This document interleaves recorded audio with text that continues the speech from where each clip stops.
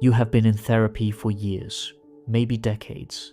You show up weekly or bi-weekly, you process your experiences, you explore your patterns, you examine your childhood and your relationships and your recurring struggles.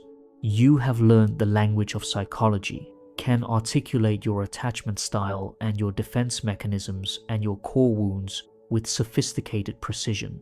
You understand yourself better than you ever have, can trace your current difficulties back to their origins, can identify exactly what you are doing and why you are doing it. But you are still stuck. The understanding has not translated into change. The insights have not led to transformation. The years of processing have not resulted in you actually living differently or feeling better or breaking the patterns that brought you to therapy in the first place. You are more articulate about your problems but not less trapped by them, more aware of your patterns but not more capable of escaping them, more psychologically sophisticated but not more functional or satisfied or free. You believe this is because you have not yet uncovered the right insight, have not yet processed deeply enough, have not yet found the core wound that explains everything. You believe more therapy will finally provide the breakthrough you have been waiting for, that eventually the understanding will reach critical mass and transformation will occur.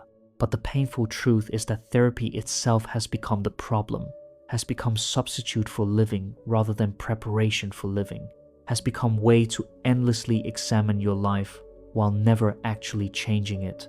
Understanding why you are still stuck after years of therapy requires examining not whether therapy works, but how you are using it and what it has become for you.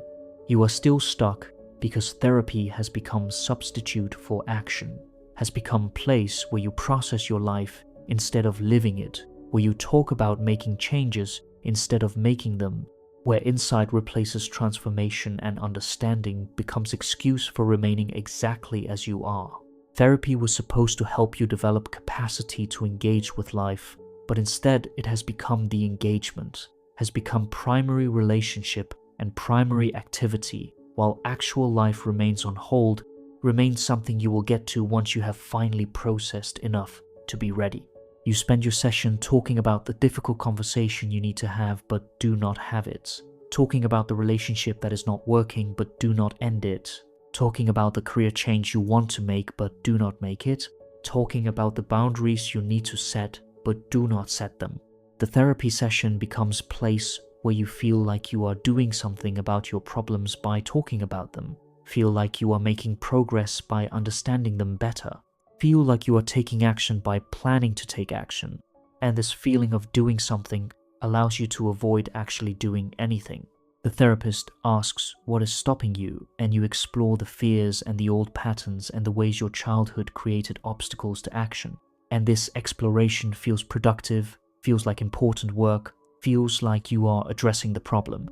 But you are not addressing the problem. You are avoiding it by analyzing it, are staying stuck by understanding why you are stuck, are using therapy as a sophisticated form of avoidance, where the processing itself becomes reason not to act because you are still working on it, are not ready yet, need to understand it better before you can change it. This creates a situation where therapy never ends because there is always more to process, always deeper layer to explore, always another reason why you are not yet ready to take the action you know you need to take. The endless processing keeps you in the problem, keeps you focused on past and on internal states rather than on present and on external actions, keeps you believing that more understanding will finally unlock the change, when actually the understanding has become obstacle to change, has become way to remain comfortable in your dysfunction while feeling like you are working on it. You are still stuck because you have learned to mistake insight for transformation, have confused understanding your patterns with breaking them, have treated awareness of your dysfunction as if it were the same as changing your dysfunction. Therapy has taught you to value insight highly, has made you believe that understanding why you do what you do is primary goal, that once you understand the origins and mechanisms of your patterns, you will naturally be able to change them. But insight is not transformation. Awareness is not change. Understanding why you are stuck is not the same as becoming unstuck. You can articulate exactly why you choose unavailable partners, but you keep choosing them. You can explain precisely how your attachment style creates relationship difficulties, but the difficulties persist. Can trace your people-pleasing back to childhood dynamics, but you still cannot say no. The insight has not changed anything because insight alone does not create change. Because understanding your patterns does not automatically give you capacity to do something different. Because knowing why you do something is completely different from being able to stop doing it. The therapeutic focus on insight creates illusion that understanding is the work, that achieving awareness is achieving progress, that being able to explain your patterns means you are overcoming them. But this is fundamental misunderstanding of how change actually occurs. Change requires not just understanding but practice, not just awareness but action, not just insight into why you do what you do, but repeated experience of doing something different until new pattern becomes established and old pattern loses its grip. You have years of insights but no practice in actually behaving differently. Have deep understanding of your patterns but have not built new neural pathways through repeated different choices. Have sophisticated psychological knowledge but lack the basic skill building and habit formation that actual change requires. The therapy has made you expert on your dysfunction but has not made you capable of functioning differently, because understanding dysfunction is not the same as developing capacity for different functioning. The insight addiction keeps you stuck because it gives you feeling of progress without requiring actual change, allows you to feel like you are working on your problems while staying safely in the problems, provides sophisticated language for your patterns that makes them feel less like failures and more like understandable results of your history that you are bravely exploring rather than recognizing them as behaviors. You need to simply stop doing regardless of their origins. You are still stuck because therapy has become safe container for your dysfunction, has become place where you can be broken without consequences, where you can remain in your patterns without facing the real-world feedback that would force change. In therapy, you can cry about your loneliness without having to risk actual connection. You can process your career dissatisfaction without having to risk changing jobs, can examine your relationship problems without having to risk ending or transforming the relationship. The therapy room is space where you can have all your feelings and all your insights without having to take any risks or face any real consequences. This safety is supposed to be temporary, is supposed to provide space where you can explore and understand so that you can then go out and engage with reality differently. But for you, it has become permanent refuge, has become place where you go to avoid engaging with reality, where you process your feelings instead of acting on them, where you explore your desires instead of pursuing them, where you examine your fears instead of facing them. The therapy becomes substitute for life rather than preparation for life. The therapeutic relationship also becomes safe container for needs that should be met in real relationships, becomes place where you receive attention and validation, and understanding that you are not getting elsewhere, becomes primary relationship in your life. Even though it is relationship where you pay someone to listen and where they have no real stake in your choices. You develop dependency on this relationship, on having space where you are the center of attention, where someone cares about your internal world, where you can be vulnerable without risk of rejection because the relationship is professional and bounded. This dependency keeps you stuck because it meets enough of your needs that you do not feel desperate pressure to develop real relationships, where meeting your needs requires reciprocity and risk and vulnerability that could result in rejection. The therapist becomes mother or father or friend substitute, provides emotional support that reduces motivation to develop support system in actual life, creates a situation where your primary emotional relationship is one you pay for, and that exists only in 50-minute increments once per week, while rest of your life remains empty of genuine connection. The safety that was supposed to help you heal has become prison that keeps you from living, has become place where you can stay comfortable in your dysfunction without facing consequences that would force growth.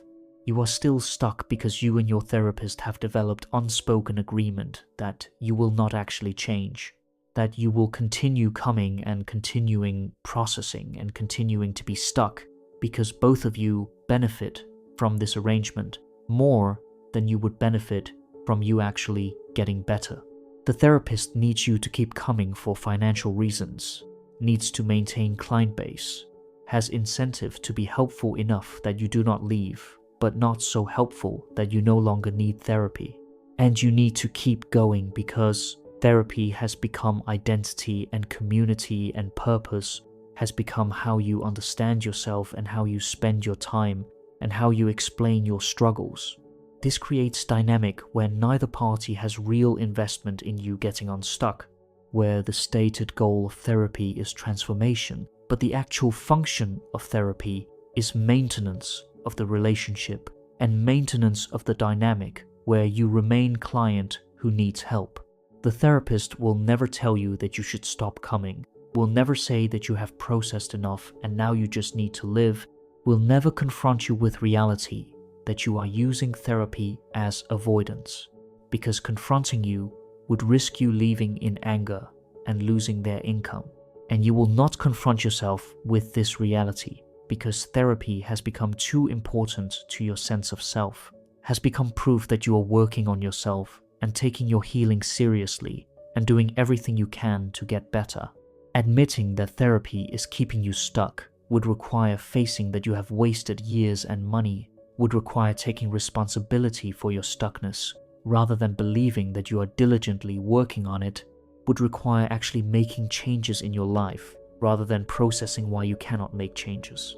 The unspoken agreement manifests as therapists gently suggesting you need to take action but never insisting, as you bringing up same issues week after week without either of you acknowledging that nothing is changing, as both of you treating insight and processing as if they are the work rather than recognizing that the work is what happens outside the therapy room, as comfortable rhythm where you show up and talk and process and feel like you are doing something while your actual life remains unchanged week after week, month after month, year after year.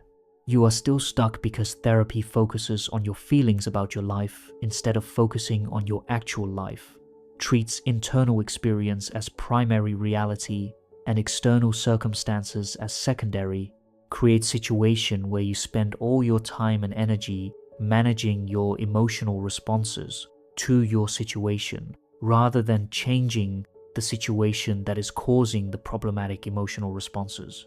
This internal focus is core feature of many therapeutic approaches, assumes that if you process your feelings thoroughly enough and understand your reactions well enough, then you will naturally be able to respond differently to external circumstances. But this assumption is wrong for many people and many situations. Sometimes the problem is not your feelings about your circumstances, but is the circumstances themselves. Is not how you respond to bad relationship, but is that you are in bad relationship. Is not your emotional reaction to unsatisfying career, but is that your career is unsatisfying. Is not your anxiety about your life, but is that your life is genuinely not working. And no amount of processing your feelings will change circumstances that need to be changed through action in external world rather than through internal emotional work. You spend sessions exploring why you feel anxious and discovering that your anxiety comes from unmet needs and unresolved trauma. And you process these origins thoroughly, and you develop compassion for yourself and understanding of why you feel the way you feel. But you do not change the life circumstances that are causing the anxiety. Do not leave the relationship that makes you anxious. Do not quit the job that makes you anxious.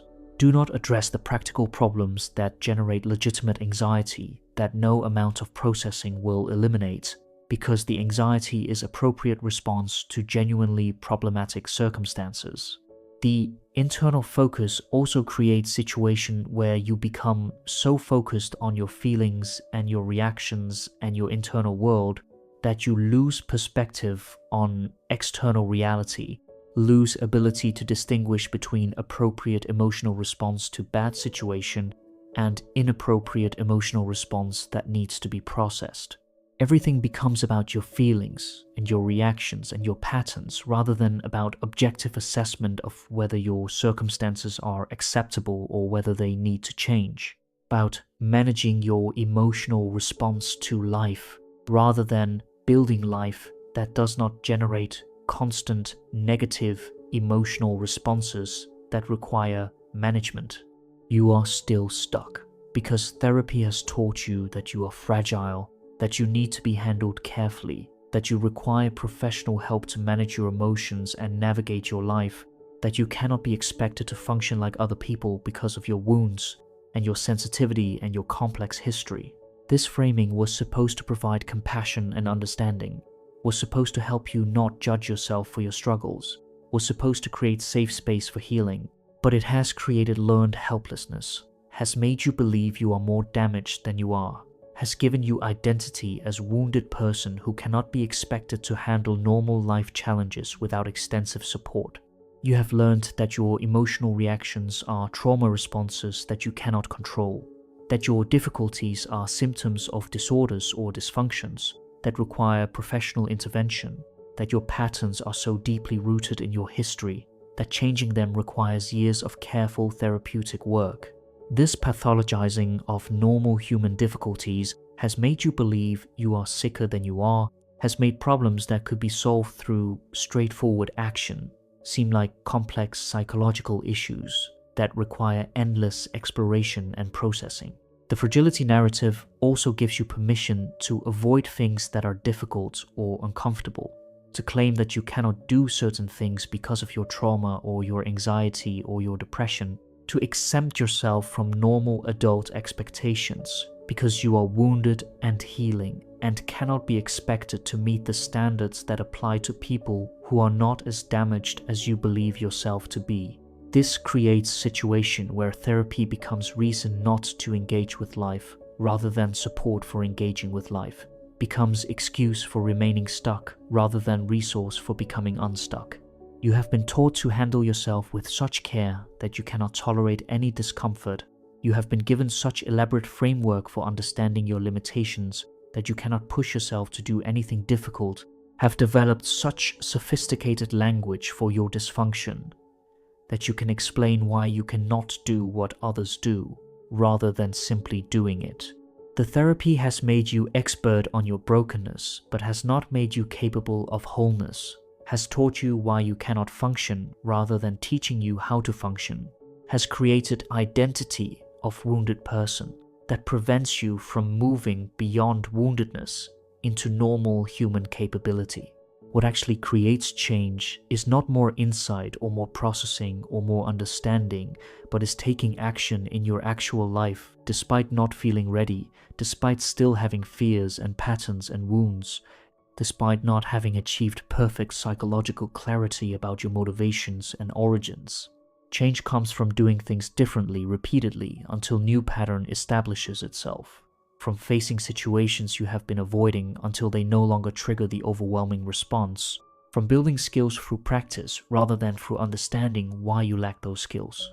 Change comes from having the difficult conversation instead of processing your fear of it, from ending the relationship instead of analyzing why you stay, from setting the boundary instead of exploring why you cannot set it, from making the career change instead of examining why you're afraid to make it. The doing creates the change. The action generates the new experience that rewrites your understanding and your patterns and your capacities. The insight and understanding can support the action, but they cannot replace it, cannot create change through themselves alone. Change also comes from accepting that you are capable of functioning even though you have wounds, that you can do difficult things even though they are uncomfortable, that you do not need to achieve perfect mental health before you can live your life. Most people function with unresolved issues and imperfect psychological clarity, live their lives and make their choices and handle their responsibilities while still carrying wounds and patterns and struggles. They are not stuck in endless processing, are not waiting to be ready, are simply moving through life as best they can despite not having it all figured out. The therapy should have been short-term intervention that helped you understand yourself better so you could engage with life more effectively. Should have been preparation for living rather than substitute for living. Should have ended when you had enough insight and enough support to go out and take the actions you needed to take.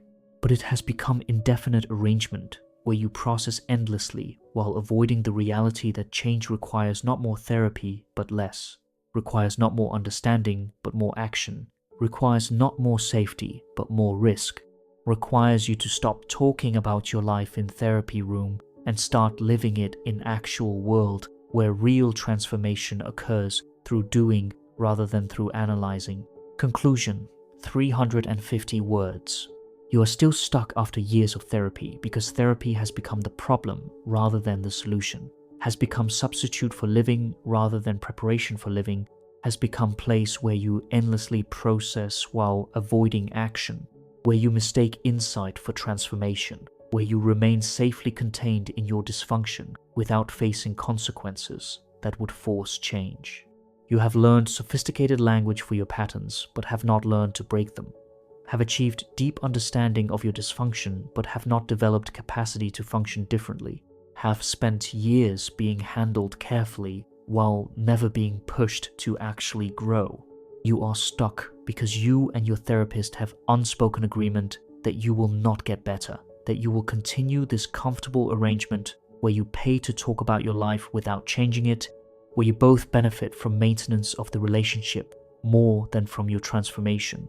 You are stuck because therapy focuses on your feelings about your life instead of your actual life, treats internal experience as if it is more important than external circumstances, keeps you processing emotions while never insisting you change situations that generate those emotions.